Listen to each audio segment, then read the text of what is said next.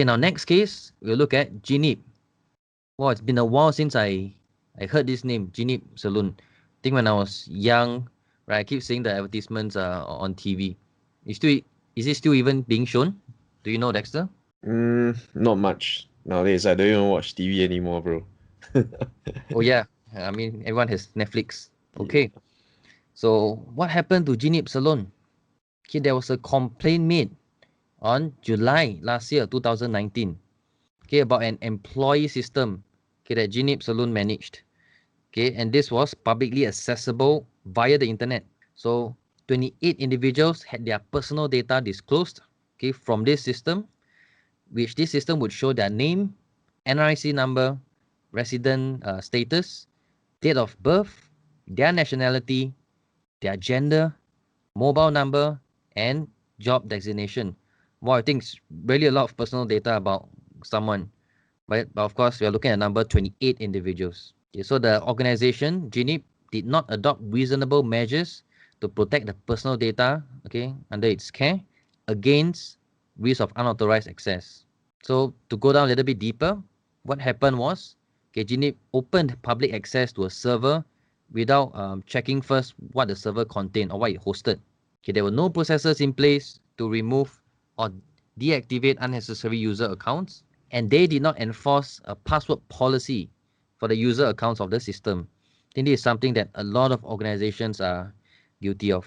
So for them, again, I don't know if to keep saying lucky or not, but no directions were required as the organization had implemented corrective measures that addressed the gaps in its security arrangements.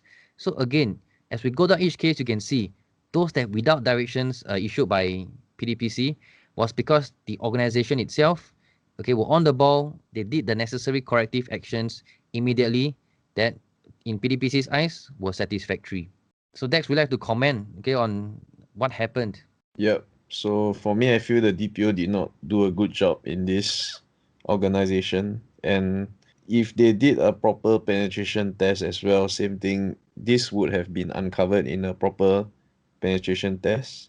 Yeah. So it's very important to engage a DPO that knows everything that is going on in your company, where is the data being stored, what kind of risk is going to happen. Yeah. So we are the only DPO outsourced DPO company here with cybersecurity background. So we don't need to outsource penetration tests. We don't need to outsource forensics. We don't need to outsource ransomware recovery. All these we are able to help you settle all in one. Yeah, and talking about the password policy, I think we can even share. Dexter, would you like to share with regards to the password policy for a recent client that we have that their software got hacked, their Mailchimp got hacked? Yeah, so we had a recent client that their Mailchimp got hacked and they had a hard time uncovering who it is, which computer is the one that is the culprit or the one that is being hacked, is because all of them are using the same account. And so they had a hard time doing forensics. So the right way to do it is actually each employee have their own account, each admin have their own account under their own name. So you as a DPO or business owner knows whose account is being accessed at what time, and there's proper timestamp and record, and security audits are being logged. Yeah, this is very important in every organization nowadays, especially if you are having a system holding NRIC number, holding people's handphone numbers and email addresses. Yeah, so I think it's only can apply to this organization, but I would say a lot of organizations, when there are new employees coming in or more than one employee needs access to a certain platform or software, and as we would know, most software nowadays are hosted by the software vendor itself, and it's all on the cloud.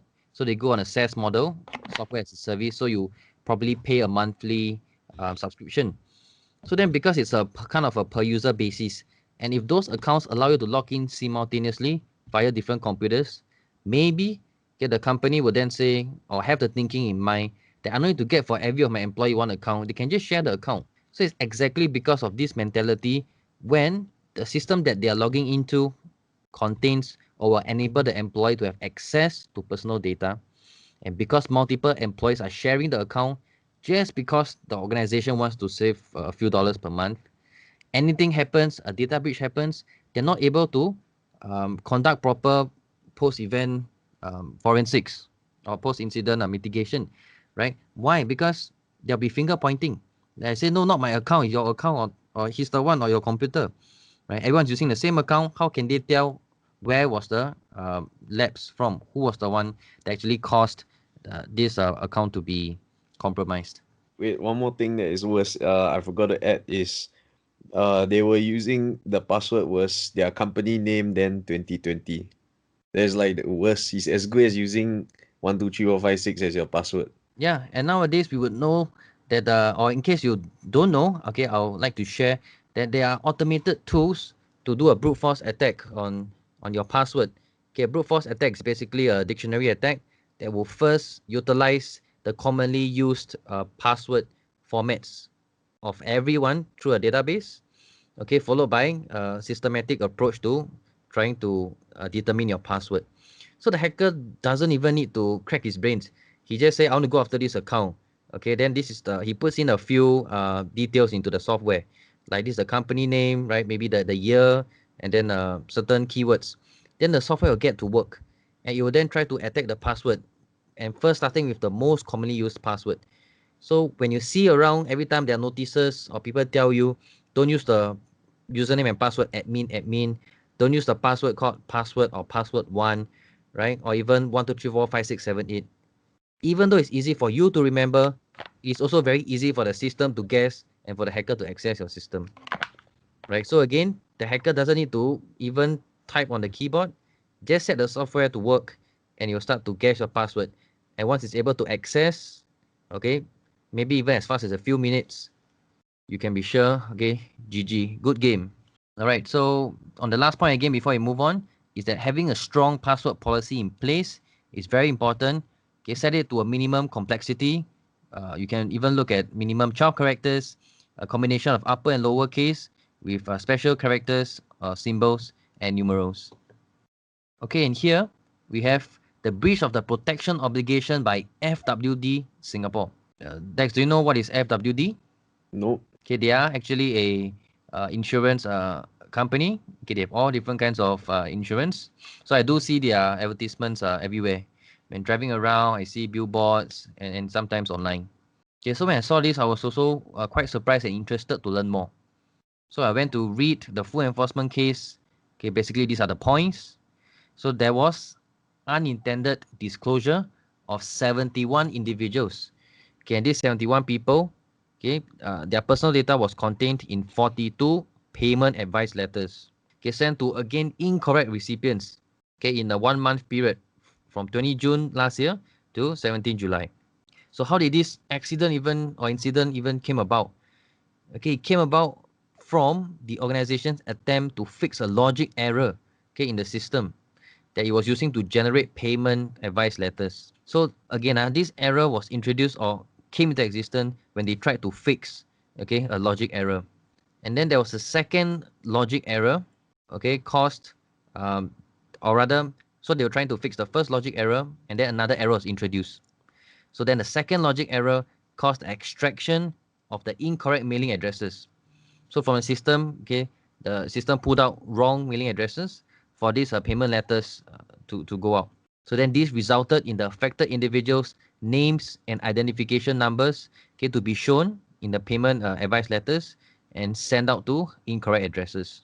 Getting nowadays, PDPC since 2019 1st September has been actively performing campaigns, both offline and online, to inform the public, okay, that they have their rights, what are their rights, individual rights under PDPA, and that businesses can no longer anyhow, okay, collect your NRIC, because your NRIC is determined or is considered to be very, very important. With anyone's NRIC, there are certain platforms or certain places they can input this to be able to get more personal data about someone. Okay, so then that's why anyone who has the NRIC, displayed online without your permission or disclosed to someone else without your permission, okay, you have a right to go and complain to the PDPC. So one thing that I can share to everybody is, after hearing this podcast, you may want to go to Google, okay, type in your NRIC, okay, of course, make sure you use incognito mode, type in your NRIC and see if any results come out. If any results come out, you better go and make sure that whichever company is showing your NRIC, right, to go and get them to take it down before you even make your complaint. Yeah. If you don't know how and you find your email or handphone numbers or any of your personal details online and you need help, you can come to us for data removal. So we are one of the only few Singapore companies specialized in removing your data online, whereas it's on Google or some third-party website. We will definitely be able to help you with this. Yeah, we have had clients from all walks of life. So we have clients who have been harassed. They want to have their names removed and from Google indexes on certain platforms, even networking places, right? We will help these clients to get their names and images removed. We've even had clients who, due to certain reasons, had their personal videos, okay, intimate videos posted online, and we have to go and help them to take down these videos as well. So there can be a lot of scenarios. There can be, argument. Okay, there can be someone dislike you, someone wants to shame you, okay, someone wants to defame you, or even sensitive information that you don't want displayed online. We can always help you to take all of this down. I mean, the common term is called doxing. So, I Yep. mean, in the past few years, I think the most famous one recently was the Indian guy in the condo shouting at the security guard, and then he was doxed, and all his personal details and documents were posted online. So, these are the kind of things we help you find before this kind of online investigators actually find your stuff and post it online. So it'll help you remove and make sure that all these are not being found online. This is Yep. what we specialize in. Thanks, Dex. So going back to the case, okay, the organization should have taken better care in conducting its manual code review and unit testing to avoid another logic error. Again, no directions were given. Okay, thank God. Okay, as the organization took steps to improve its development process to prevent the recurrence of such incident. So again, I will keep saying, I'll keep stressing, whenever there's no directions given, no financial penalties awarded by PDPC, what it means is that the organization is able to show that they took initiative, they were on the ball, okay, and they showed PDPC that they knew how to go and rectify the issue, and the pipeline in place that they have, okay, that they identified how they would make sure such incidents don't occur again. Okay, let's take a look at CDP, okay, the Central Depository Private Limited. They also, okay, got a breach of the protection obligation.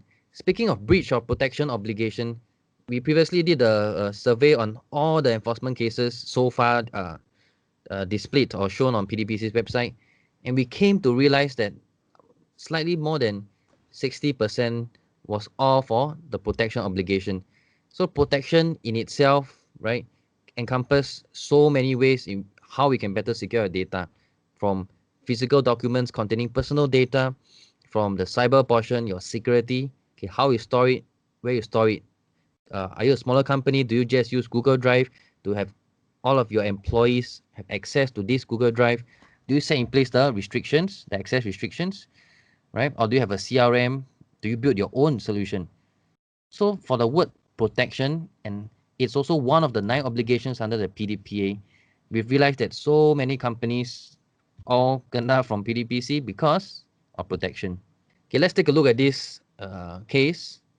So the Central Depository got fined $32,000. Wow, $32,000. I think that's almost the full year salary for a lot of working employees as well. Okay, and what happened? Okay, but first let's talk about who the Central Depository is. Okay, so we shall call them CDP. So CDP provides integrated clearing, settlement, and depository facilities for its account holders in the Singapore securities market. Okay, so there are a group of people, they're called the CDP account holders, okay, from the Singapore securities market.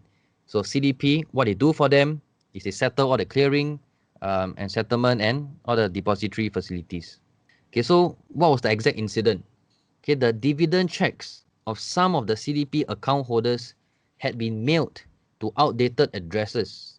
Okay, that means people who previously stayed at certain addresses, okay, the dividend checks went to those previous addresses, resulting in the disclosure of their personal data to other individuals. So probably the new tenants or the new owners of the addresses.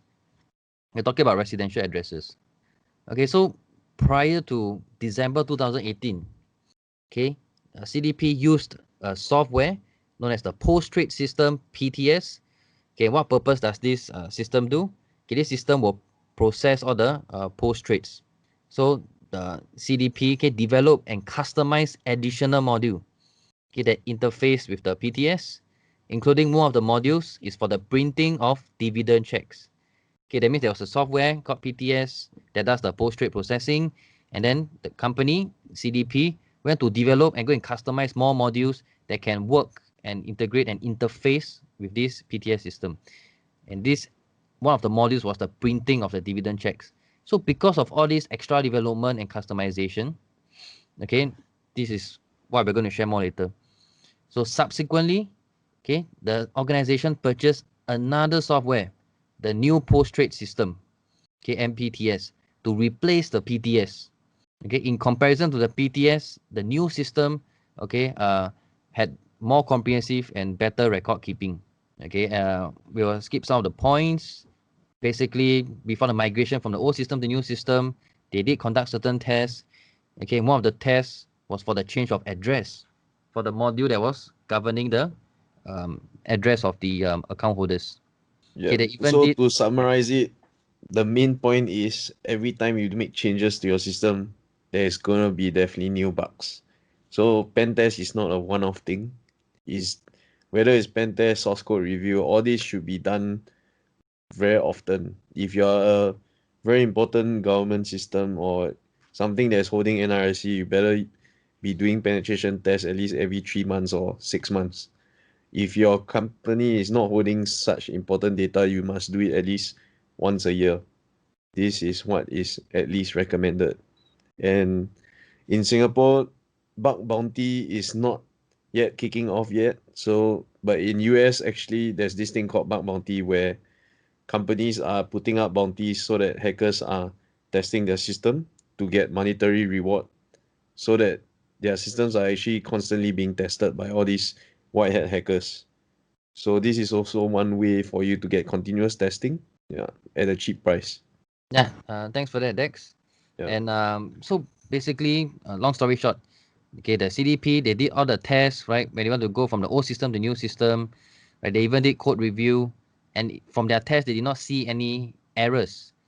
Okay, but they were, because there were insufficient tests, they were unaware that it was the dividend check module was not consistent in updating users' addresses. So again, at the start of this podcast, I mentioned that in case you didn't know, that the PDPA, the Personal Data Protection Act, is actually a complaints-based regime. So what happened here? Okay, a CDP account holder complained that CDP had mailed a check, okay, for his or her dividend, okay, to his outdated address. Okay, that was the first incident. And then subsequently, okay, a month later, okay, the CDP received an email from MES, the Monetary Authority of Singapore, to a second complaint, right, a second incident. So then the organization concluded they did further investigation, and then they went to find out, okay, that the modules involving the retrieval of addresses, okay, were all correctly coded, except the dividend check module. What was the personal data contained in all these checks that were sent out, okay, to the wrong addresses? Okay, it will contain the name of the client, the NRIC number, okay, the CDP account number, the types of security that you hold, okay, the quantity of the security, and the dividend amount. So like this, for no reason, someone who is staring at your previous residential address now come to know that, wow, the previous owner of my address actually quite rich. He hold this amount of securities, he's getting this amount of dividends. And worst thing is the NRIC number is also reviewed. Okay, so what were the remedial actions?